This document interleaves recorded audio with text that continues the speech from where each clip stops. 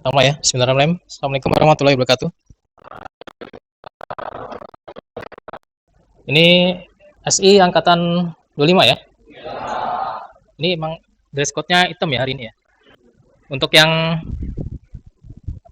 prodi lain juga dress code-nya sama atau beda? Beda. Dengan yang Ilkom sama. Sama ya. Kalau jurusan lain beda. Ini semester 1 ya. Silakan bisa akses ini ya. Alamatnya pakai kalau yang bawa HP atau laptop ya bisa dinyalakan. Mungkin nanti untuk selanjutnya saya sarankan ya aktif di HP atau bawa laptop ya. Karena biasanya saya ingin kuliahnya interaktif ya. Tanya jawab nggak hanya langsung begini ya, tapi juga lewat gadget ya, HP atau laptopnya. Biasanya nanti saya pakai Google Meet ya, linknya yang ini ya. Kalau yang halaman ini diketik aja STTID, nah link untuk spreadsheet ini ya. Jadi di spreadsheet ini nanti semua informasi untuk kuliah yang saya ampu, mulai dari jadwal ya, silabus, tugas-tugas ya, dan nanti terakhir nilai ya, nanti bisa lihat di spreadsheet ini ya, alamatnya itu ya. Kemudian, nah nanti saya minta untuk join ke Google Meet ya. Nah mungkin kalau yang bawahi bisa langsung ya. Jangan lupa nanti dimatikan mic-nya ya, karena saya hanya butuh chat-nya aja ya. Dimatikan mic sama speakernya di mute ya. Semua HP tolong nanti supaya nggak feedback ya. Dimatikan dulu sebelum buka Google Meet-nya. Speakernya dimatikan. Ketua kelas ini kelas AB ya, bagi dua ya. Kalau tahun lalu ini lebih banyak ya. Tahun lalu hanya satu kelas ya, satu kelas aja. Ini ketua kelas mana? Kelas A. Ketua kelas A. Siapa namanya? Siapa? Istiaji ya. Sama satu lagi Ranu ya. Oke. Kelas B ya. Kelas B.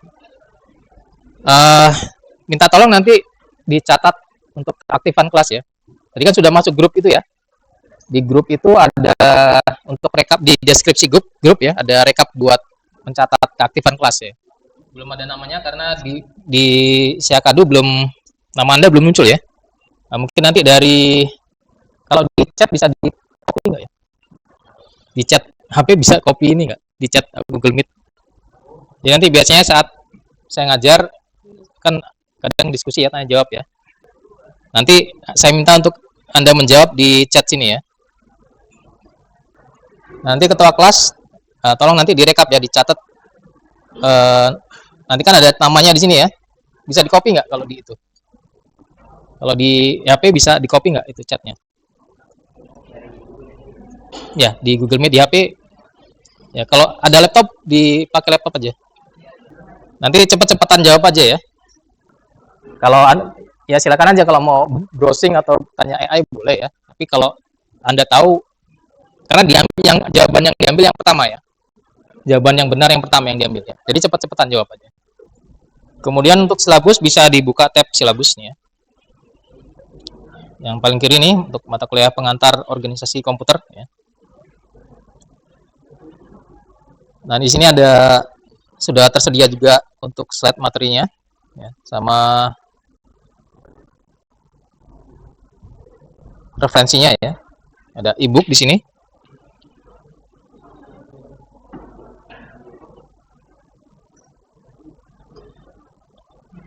Kemudian ada tools yang nanti bisa digunakan ya untuk bantu belajar ya.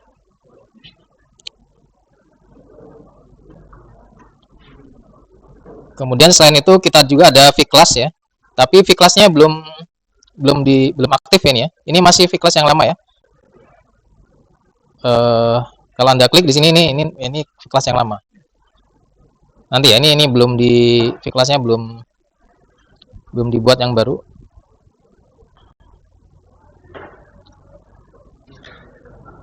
Nah, kalau di V-Class di sini saya sediakan nanti untuk form tanya jawab ya. Kalau misalkan ada pertanyaan bisa lewat form di sini ya. Kemudian pengiriman tugasnya nanti ya.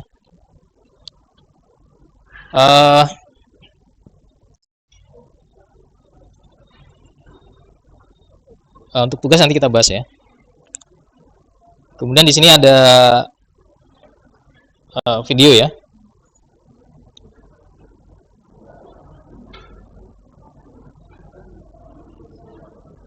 Ya, kalau di V-Class selain slide-nya sama ya. Kalau slide-nya sama yang tadi ya di spreadsheet tadi. Nah, di sini saya tambahkan untuk video pembelajarannya ya. Lebih banyak tentang video pembelajaran ya.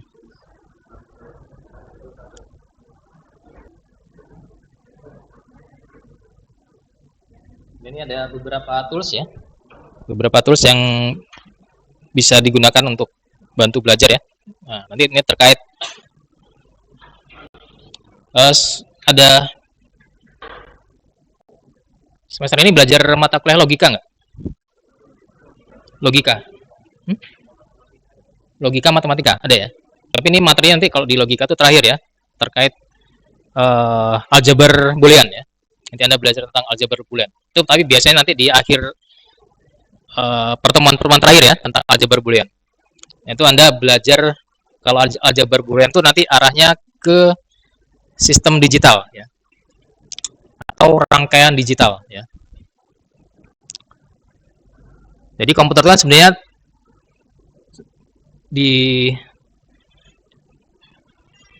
dibangun berdasarkan sistem digital ya. Sistem digital itu dasarnya aljabar boolean ya. Nah, ini menggunakan ada toolsnya namanya Logisim ya.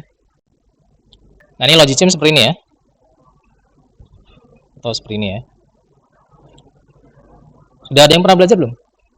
Apa ini?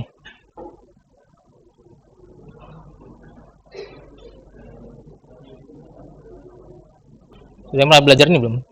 Ada yang tahu? Ini gambar apa ini? Ya, simbol-simbol apa ini? Ya, kalau yang sudah belajar tentang informatika pasti tahu ya, ini ya, gerbang logika ya. Jadi untuk mempermudah mempelajari sesuatu itu biasanya dibuat yang namanya abstraksi ya. Anda matematika ya, itu isinya abstraksi semua ya. Contoh sederhananya angka ya, jumlah ya. Nah, untuk menyajikan, misalkan di sini ada berapa orang ya? Berapa orang masanya? 80 ada nggak ya? Sekitar 80 mungkin ya. 75 ya. Nah, untuk menyajikan jumlah 75 itu gimana caranya? Nah, kalau di matematika kan dibuat abstraksinya ya. Dibuat simbol angka ya. Kalau misalkan sebelum ada simbol angka orang menggunakan lidi itu ya. Pakai lidi satu-satu gitu ya. Atau batu gitu ya. Tapi kan tidak efisien ya, tidak efisien. Nah, makanya dibuat abstraksi.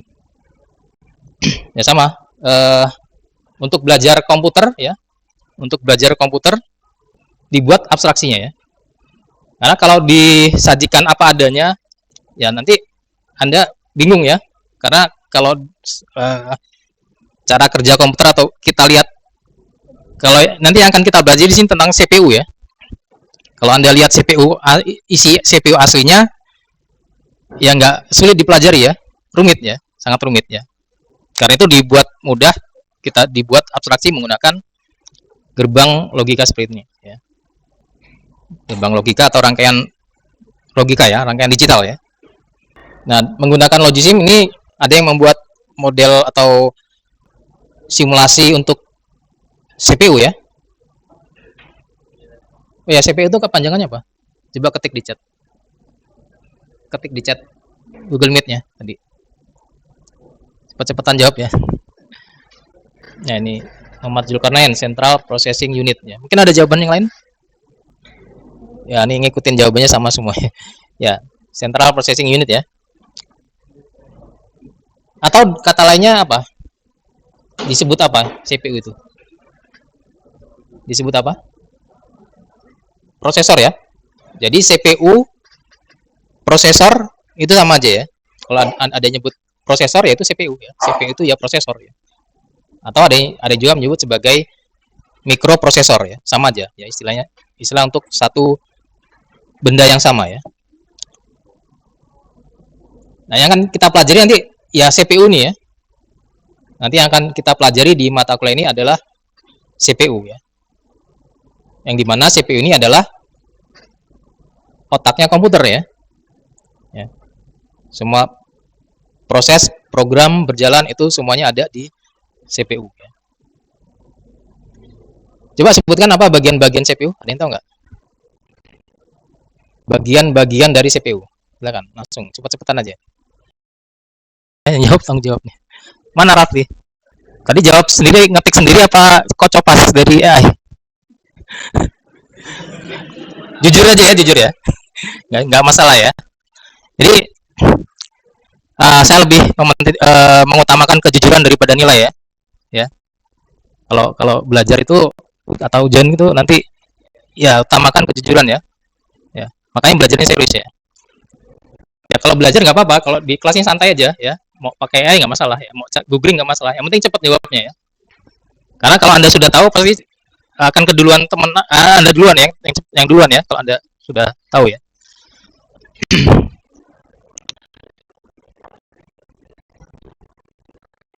Nah ini CPU ini CPU-nya. Nah selain CPU nanti komputer itu terdiri dari ada memori ya, ada yang namanya memori, ada input output ya. Nanti dalamnya ada apa isinya ini? Kita lihat ya.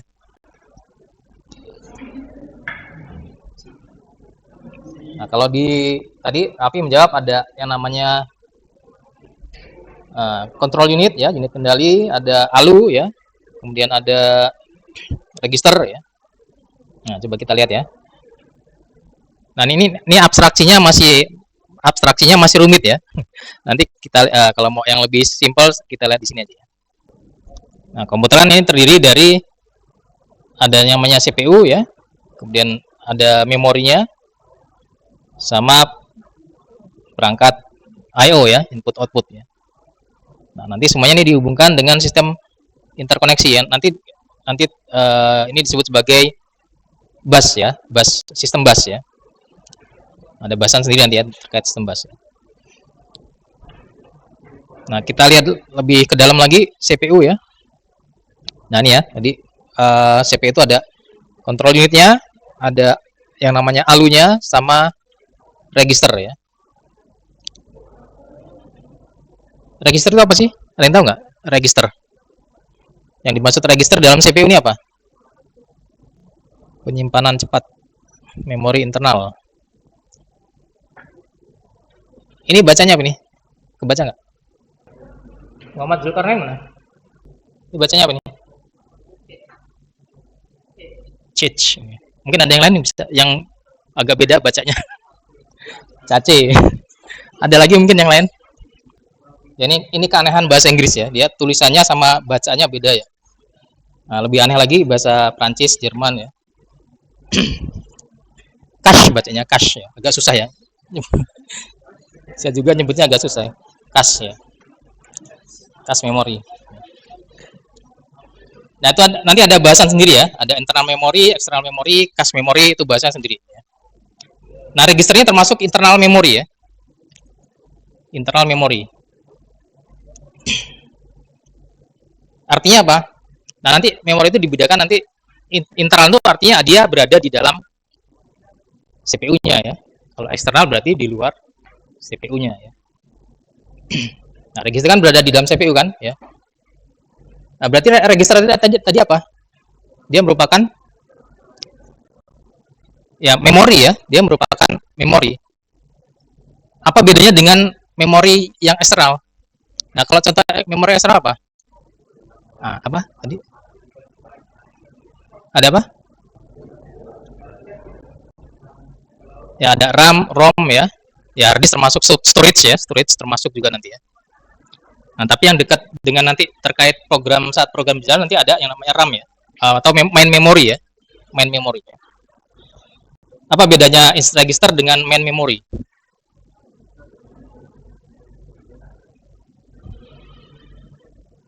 Kalau letaknya jelas nih ya. Letaknya kan jelas ya. Nah, selain letaknya, kalau register di dalam memori, main memory itu ada di luar CPU ya. Kalau dari fungsinya, dari ukurannya,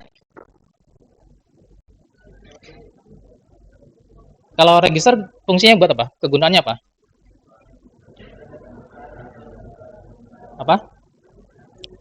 Nah, mungkin ketik di chat aja, nggak jelas jawabnya. Ada yang jawab di chat nggak? Nah,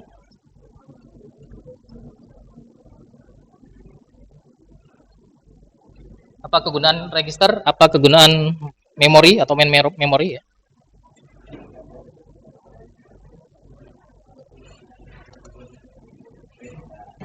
Register sama main memory sama-sama penyimpanan sementara ya. Dia volatile ya sifatnya. Kalau nggak ada listrik ya hilang datanya ya di register ataupun di RAM-nya ya. Ini jawabnya apa tadi?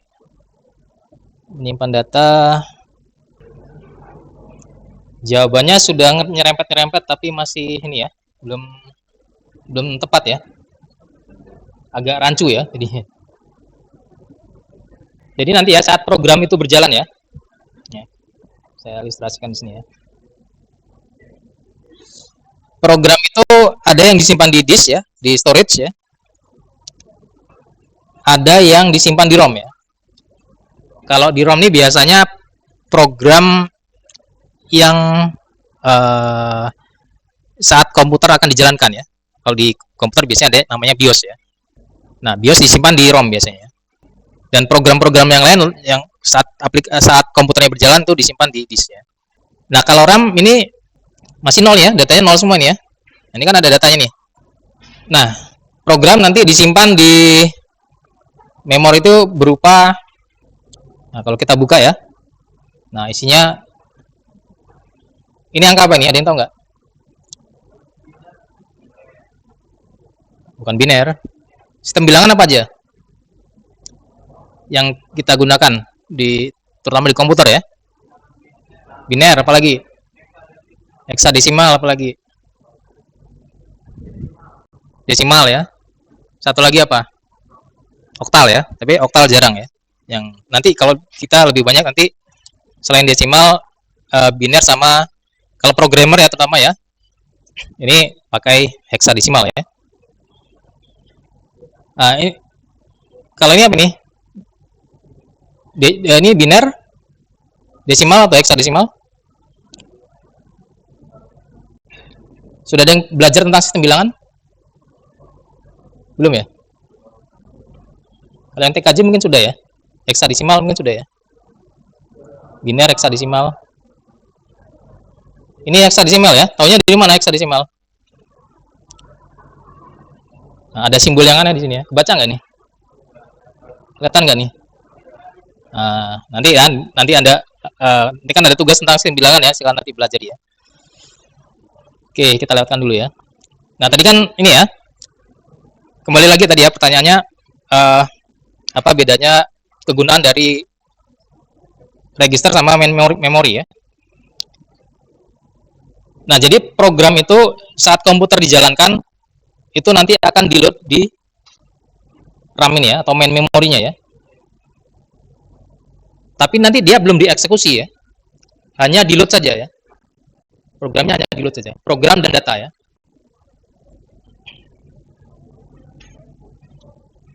Nah, program dan data dari sini ataupun nanti di-load dari sini ke sini ya, ataupun dari sini ke ini ya.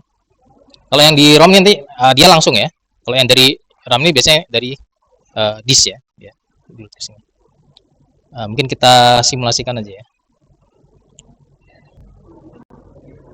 Nah, ini saat pertama kali komputer dijalankan dia langsung mengaktifkan ini ya, menjalankan ROM-nya di sini atau BIOS ya kalau di komputer ya. Nah, ini menjalankan program di sini. Ya. Nah, ini program ini nanti dia akan bekerjanya kan di dalam ini ya. Ini kan hanya diambil aja nanti.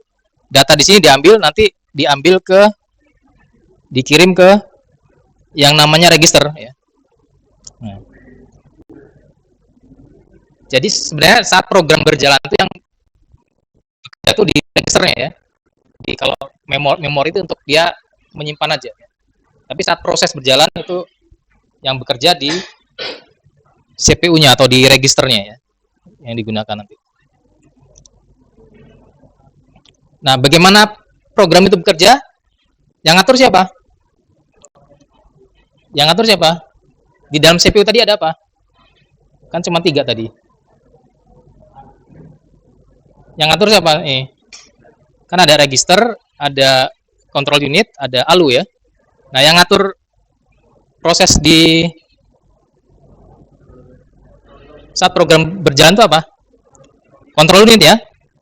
Mengaturnya berdasarkan apa? Berdasarkan apa? Berdasarkan apa? Control unit bekerja berdasarkan apa? Ya, perintah apa? Ya, perintah program tadi ya. Programnya dari mana? Ya tadi dari memori tadi ya. Kan diambil. Ini kan isinya instruksi ya, program, instruksi. Ya. Nah, nanti kita pelajari lebih dalam lagi nanti ya. Jadi ada simbol-simbol ya. Mungkin nanti saya kasih video yang ini ya. Nah, ini kalau program yang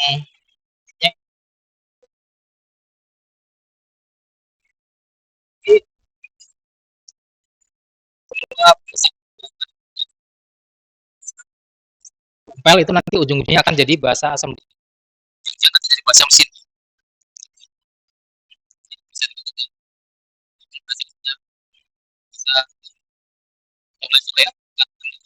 Bahasa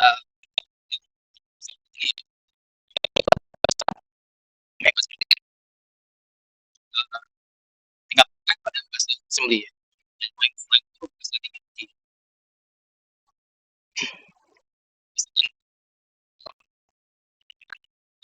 Jadi oleh manusia programmer. Mesin kan bahasa mesin tuh bisa disajikan dalam bentuk yang seperti ini ya. Bisa jadi dalam bentuk biner atau kalau mau disajikan dalam bentuk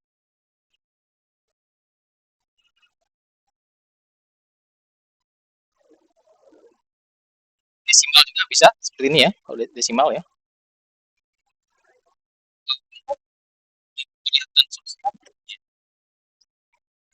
Ini memori ya.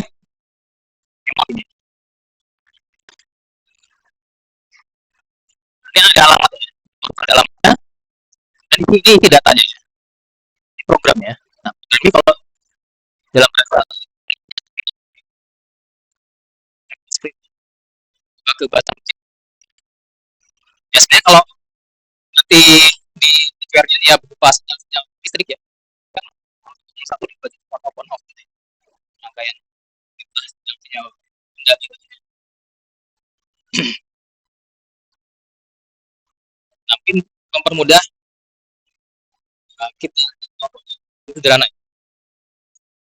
Jadi kalau bedanya bahasa assembly, kalau bahasa assembly dia bahasa mesin ya. Jadi bahasa assembly dia per baris ya. Jadi nanti setiap satu perintah ini tersimpan di satu alamat di memori. Nanti gitu ya. Eksekusinya sequence ya. Nanti 01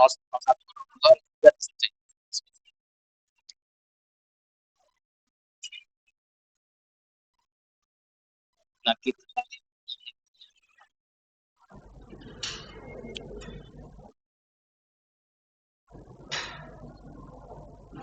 Nah ini ada contoh. Nah ini dari channelnya Ben Iter ya. Anda bisa cari aja di YouTube ya. Ini dia bikin komputer sangat sederhana sekali ya, menggunakan protoboard di sini ya. Sama ada IC ya. Di sini supaya bisa mudah untuk dipelajari ya. Bagaimana cara kerja dari komputer ya. Nah ini komputernya 8 bit ya. Memorinya hanya 8 bit.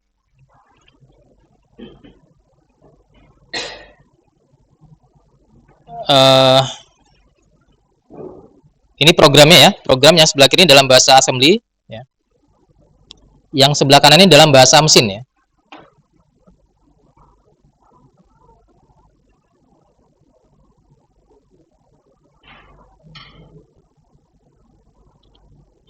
Nah, ini sangat sederhana sekali ya. Kalau yang tadi kan lebih rumit ya. Nah, jadi ini alamatnya ya.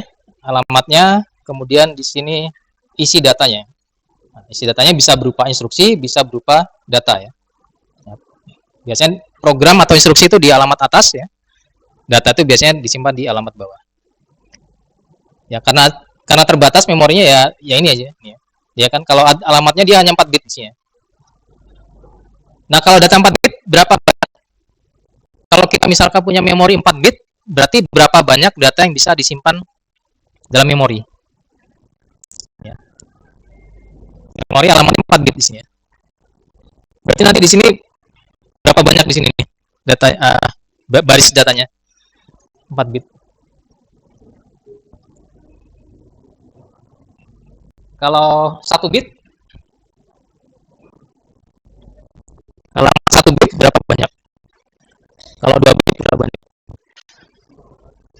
Dulu mungkin di ujian masuk perguruan tinggi ya, ada mungkin ada biasanya ada tes gitu ya. Matematika apa? Matematika apa? Deret deret hitung biasanya gitu ya. Kalau di ilmu komputer harus paham ini ya, banyak data ya, biner itu ya. Ini kan biner ya. Kalau 4 bit berapa banyak TKJ mungkin? Yang TKJ tadi 4 bit berapa banyak data yang bisa disajikan atau baris data di situ? Dulu nggak diajarin atau pas pelajarannya nggak masuk ya? Rumusnya apa? Kalau biner? Kalau ada, oh iya gini. Satuan terkecil di data di komputer apa namanya? Coba ketik di chat. Cepat aja. Satuan terkecil di komputer namanya apa? Apa? Bit ya. Kepanjangannya apa bit? Bit kepanjangannya apa? Nah, langsung ketik di chat aja ya.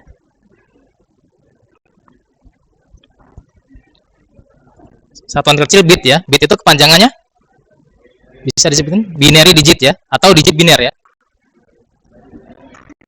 Ya, di sini ya. Dua digit biner, empat digit biner ya. Ya. Nah, di situ alamatnya ada 4 digit biner ya. Nah, kalau 4 digit biner, kalau 1 bit berapa banyak yang bisa disajikan? Hanya satu. Enggak ada spidol ya.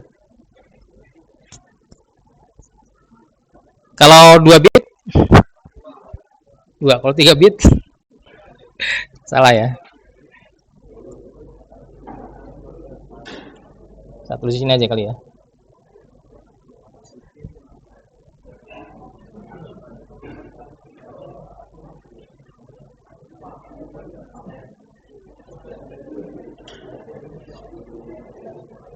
Kalau 1 bit itu dua ya, bisa menyajikan 2 data ya. Kalau ini, kalau desimal, 1 digit desimal, kita punya 1 digit desimal bisa menyajikan berapa banyak data? Berapa banyak simbol desimal itu? Kalau 1 digit ya, berapa? 9 ya? 9 nggak kurang, nggak kurang nggak 9? 10 ya? Ada 10 simbol kan ya? Namanya juga desimal kan? Desi kan 10 ya. Kalau biner, binary ya. Binary 2 ya. Desimal 10. Heksadesimal, heksa 10 ya. Eh heksa 6 ya. Desimal 10 ya. 10 tambah 6, 16 ya. Oktal 8 ya. 1 digit desimal bisa menyajikan 10 data ya. Ya, apa aja? 0, 1, 2, 3, 4, 5, 6, 7, 8, 9 ya. Ada 10 ya. Kalau 2 digit desimal, 2 digit, tadi kan 1 ya. Kalau 1, kalau 1, 10. Kalau 2, kalau 3,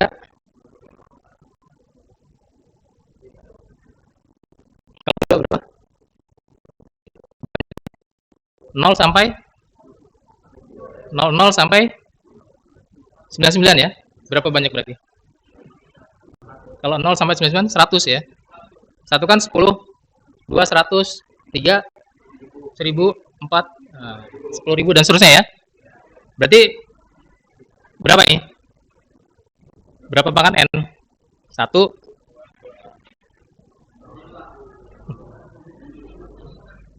Nah, ini kalau biner ya. Ini kalau sebelah kanannya desimal ya.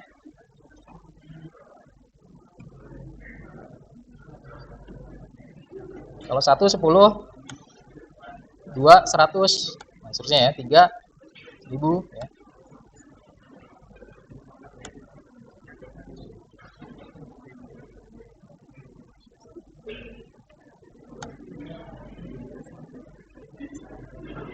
Kalau biner 2 berapa?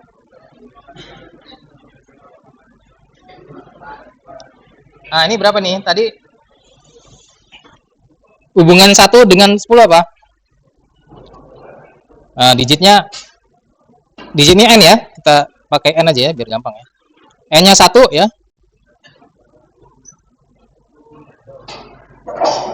N-nya 1 jumlahnya ini 10. Nah, berarti datanya 10. Berarti rumusnya apa?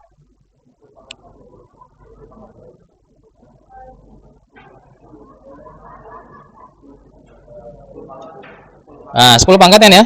10 pangkat, mana pangkat? Gitu ya. Nah, berarti kalau yang ini 2 pangkat 2 pangkat n ya. 2 pangkat 1, 2 pangkat 2 ya. 2 pangkat 2 berapa? 4. 2 pangkat 3 8 ya. Dan seterusnya ya. Nah, tadi balik lagi ya. Nah, berarti tadi berapa banyak data yang bisa disajikan ini?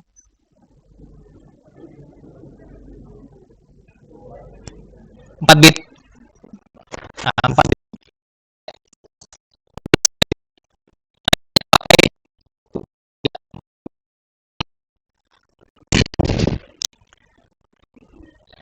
Nah, jadi 0 1 2 3 5 ya. 0 ya 1 4 5 dan seterusnya. Ini adalah bahasa assembly ya. Nah, supaya ini kan bahasa yang bisa manusia pahami ya. Ya. Pakai kode ya. Bahasa assembly ini ya. Nah, ini bahasa mesin ya. Ini bahasa mesin ya. Jadi kode bahasa ini sama aja dengan kode ini ya. Kalau LDA 4 ya. Nah, ini kode outputnya ya. Nah, ini outputnya ya. Nah, jadi nanti program itu akan dijalankan per ini ya. Eksekusi per alamatnya ini ya. Nah, eksekusi ini ya. Dieksekusi di proses selesai, berikutnya proses lagi selesai ya. Nah, seterusnya gitu ya. Nah, program itu berjalannya seperti itu ya. Nah, kecuali nanti misalkan ada yang setengah jam ya. Nanti kita pelajari ini lagi. Nah, mungkin sampai sini itu dulu ya untuk dipahami bagaimana cara program bekerja ya. Nanti lebih detail nanti kita bahas lagi ya. Nah, mungkin sampai sini ada pertanyaan, silakan sebelum ditutup.